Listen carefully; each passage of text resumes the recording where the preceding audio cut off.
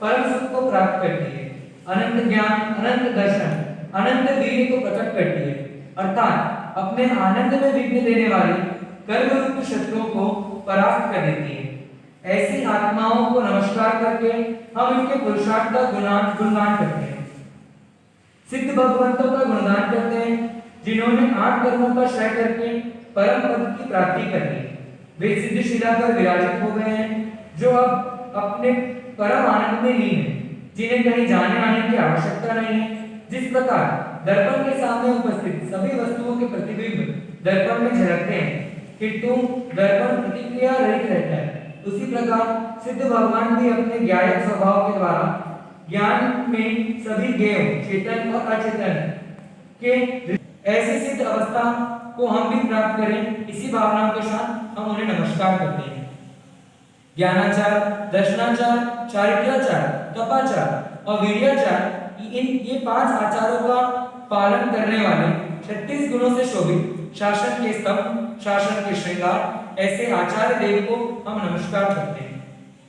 विनय की प्रतिमूर्ति अपने विनय से गुरु भगवंतों की सानिध्यता से ज्ञान प्राप्त करने वाले, अपने पास आए हुए मुनियों को आगमों की वाचना देने में अत्यंत कुशल, मूर्ख छात्रों को भी प्रेम से शिक्षा देने वाले, अज्ञानी जीवों को भी प्रसन्न कर विद्वान बनाने वाले, 25 गुणों से सुशोभित ऐसे उपाध्याय महाराज को हम नमस्कार करते हैं।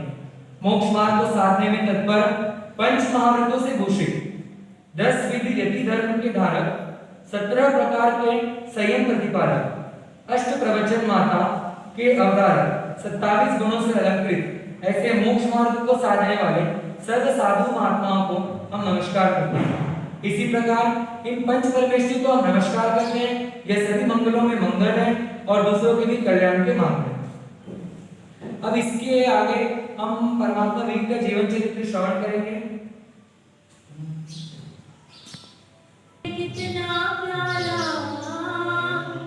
वीर नाम है, कितना प्यारा, जन जन की आंखों का तारा, शासन का उजियारा, हम लेते रहेंगे ये नाम तुम्हारा, हम लेते रहेंगे ये नाम तुम्हारा।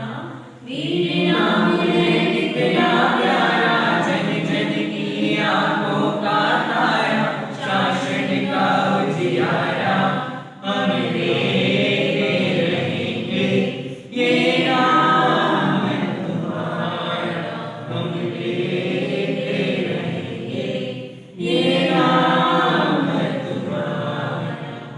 जिन शासन की शान हो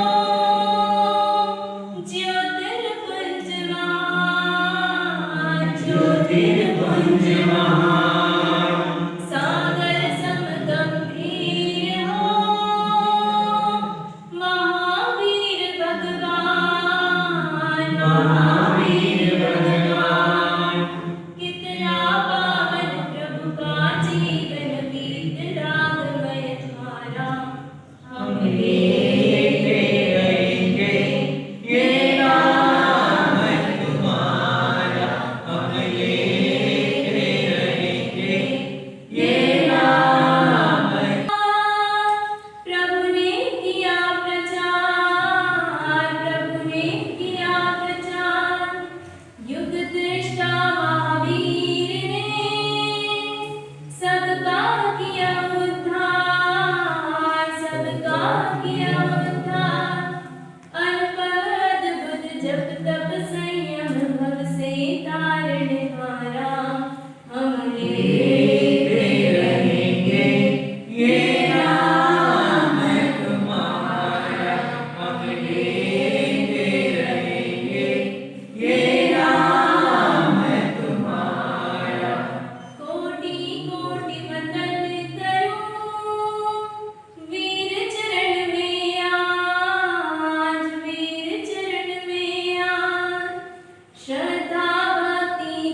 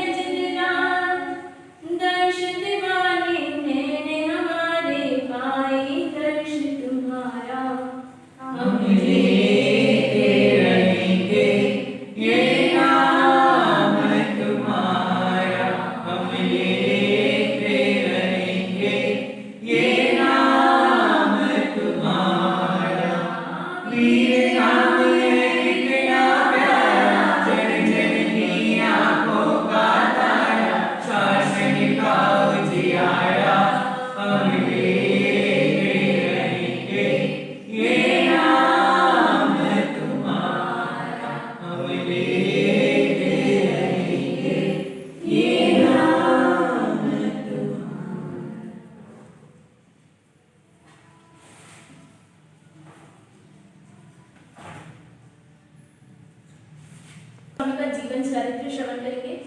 इस जम्बूद्वीप नामक द्वीप में दक्षिणार्ध में भारत क्षेत्र में इस अवसर्पिणी काल का सुखम नामक पहला आरा, सुखम नामक दूसरा आरा, सुखम दुखम नामक तीसरा आरा संपूर्ण हो जाने पर तथा दुखम सुखम नाम के चौथे आरे का बहुत से समय व्यतीत हो जाने पर यानी 75 वर्ष 8.5 मास शेष रह जाने पर श्रमण भगवान महावीर अंतिम तीर्थंकर महान कुंड ग्राम में ऋषभ दत्त की पत्नी देवानंदा की कुक्षी में मध्य रात्रि के समय पधारते हैं। प्रश्न यह उठता है कि 27 भवों का वर्णन ही क्यों किया गया? क्या उससे पहले कोई भव नहीं थे? भवों की गिनती से क्या आशय है? अनंत काल की यात्रा में भटकते भटकते जब भी कोई जीव किसी जन्म में सम्यक दर्शन की प्राप्ति कर लेता है अर्थात मुक्त होने का मार्ग खोज लेता है, अपनी मान्यताओं को सही कर लेता है, भ्रम के पर्दे को हटाकर सत्य का दर्शन कर लेता है, उसी जन्म से उस जीव के मुक्त होने के भवों की गिनती भी तय हो जाती है। सम्यक दर्शन के बाद न्यूनतम 3 भव व अधिकतम 27 भवों में जीव मुक्ति को प्राप्त कर लेता है। प्रभु महावीर का 27वां भव था जिसमें उन्हें मोक्ष की प्राप्ति हुई थी। उनके पूर्व भवों में पहला भव नैसर का रहता है और जो कि एक सामान्य जीवन व्यतीत करने वाला रहते हैं। एक बार लकड़ियां लेने के लिए वन में गए, वहां एक वृक्ष के नीचे बैठे हुए थे। उस समय संग से बिछड़े हुए कुछ मुनि भगवान वहां पधारे। नैसार ने उन मुनियों को देखा और मन में विचार किया कि मैं भोजन करूं, उसके पूर्व इन महात्माओं को भिक्षा दे दूं तो इस सुकृत्य का पुण्य लाभ प्राप्त होगा। मन ही मन विचार करके मुनियों के निकट जाते हैं। वहां जाकर वंदन करके हाथ जोड़कर प्रार्थना करते हैं कि हे मुनि भगवान, मुझे आहार पानी का लाभ दीजिए। मुनि नैसार की प्रार्थना स्वीकार कर लेते हैं और नैसार अपने भोजन में से आहार पकड़ाते हैं। चूंकि मुनि जंगल में रास्ते भटके हुए थे अतः मुनियों ने नैसार से जंगल से बाहर निकलने का रास्ता पूछा। तब नैसार ने कहा कि मैं स्वयं आपके साथ चलता हूँ और नगर की ओर जाने वाले रास्ते पर आपको छोड़ देता हूँ। इस प्रकार नैसार मुनियों के साथ साथ चलने लगे। चलते समय कुछ विचार किया और मुनियों से निवेदन किया कि हे मुनि भगवान, मैं आपको इस जंगल से बाहर निकालने का रास्ता बता रहा हूँ, आप मुझ पर कृपा करें, आप मुझे संसार सागर से बाहर निकलने का रास्ता सुझाइए, अर्थात संसार से मुक्त होने का या मोक्ष प्राप्ति का रास्ता बताइए। चलते चलते मुनि भगवंत नैसार को मोक्ष का मार्ग बताते हैं, तत्वों की जानकारी देते हैं और नैसार सरलता से सब स्वीकार करते जाते हैं, अपने भ्रम को दूर करते हैं, अनादि से चले आ रहे जड़ चेतन के प्रति मिथ्या धारणाओं को तोड़ते हैं और यहाँ पर सम्यक दर्शन की प्राप्ति होती है। सरलता, विनम्रता व शुभ भावों की परिकृष्टा से इधर नैसार को मुक्ति का मार्ग मिल जाता है और उधर मुनियों को जंगल से बाहर निकलने का मार्ग प्राप्त होता है। दूसरा भाव, नैसार का भाव पूर्ण करके पहले देवलोक में देव होते हैं। तीसरा भाव, देवलोक की आयु पूर्ण करके ऋषभदेव स्वामी के पुत्र भरत चक्रवर्ती के पुत्र मरीचि के रूप में होते हैं। प्रभु ऋषभदेव की देशना सुनकर मरीचि प्रभावित होते हैं और दीक्षा ग्रहण करते हैं, किंतु कुछ दिनों के बाद ही दीक्षा पालन करने में असमर्थ हो जाते हैं और साधु वेश में रहते हैं। आने वाले सभी धर्मावलंबियों को प्रभु के संवत्सरण में भेज देते हैं। एक बार भरत चक्रवर्ती ऋषभदेव जी से प्रश्न पूछते हैं कि क्या इस संवत्सरण में ऐसा कोई जीव है जो भविष्य में तीर्थंकर बनेगा? प्रभु फरमाते हैं, संवत्सरण के बाहर द्वार पर त्रिदंडी का वेश धारण किया हुआ आपका पुत्र मरीचि बैठा है, वे महावीर नाम के 24वें तीर्थंकर बनेंगे। यह सुनकर भरत महाराज अति प्रसन्न होते हैं और संवत्सरण से बाहर निकलते पर त्रिदंडी के सम्मुख जाते हैं, प्रसन्नता से प्रणाम करके वंदन करते हैं और कहते हैं कि हे अहो मरीचि, प्रभु ऋषभदेव ने फरमाया है कि आप इस भरत क्षेत्र के चरम तीर्थंकर बनेंगे। ऐसी वितरागी बनने वाली आत्मा को मैं वंदन करता हूँ। यह सुनकर मरीचि मन ही मन प्रसन्न होता है। यह प्रसन्नता धीरे धीरे कुछ क्षणों में अहंकार का रूप धारण करती है और गर्व से नाचने लगते हैं कि मेरे दादा तीर्थंकर हैं, मेरे पिता चक्रवर्ती हैं और मैं भी तीर्थंकर पद को प्राप्त करूंगा। इस प्रकार अपने कुल का अहंकार करने लगते हैं और उसी समय नीच बोध का कर्मबंधन होता है। इसी मरीचि के भाव में स्वयं को अकेला जानकर शिष्य बनाने के लालच में बीमारी के सब सेवाधिकृत करवाने के लिए धर्म के विपरीत कथन करे। कपिल को यह उपदेश दिया कि यदि आपको ऋषभदेव प्रभु का बताया धर्म समझ में नहीं आ रहा है तो कोई बात नहीं, मेरे पास भी धर्म है, आप मेरे शिष्य बन जाओ। स्वार्थ के खातिर ऐसे मिथ्या उपदेश से कोटा कोटि सागर संसार भ्रमण का कर्म बंधन करते हैं।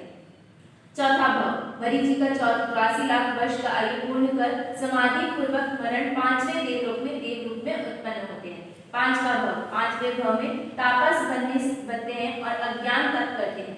6ठा भाव, 6ठे भाव में देव होते हैं। 7वां भाव, 7वें भाव में पुनः तापस बनते हैं। इस प्रकार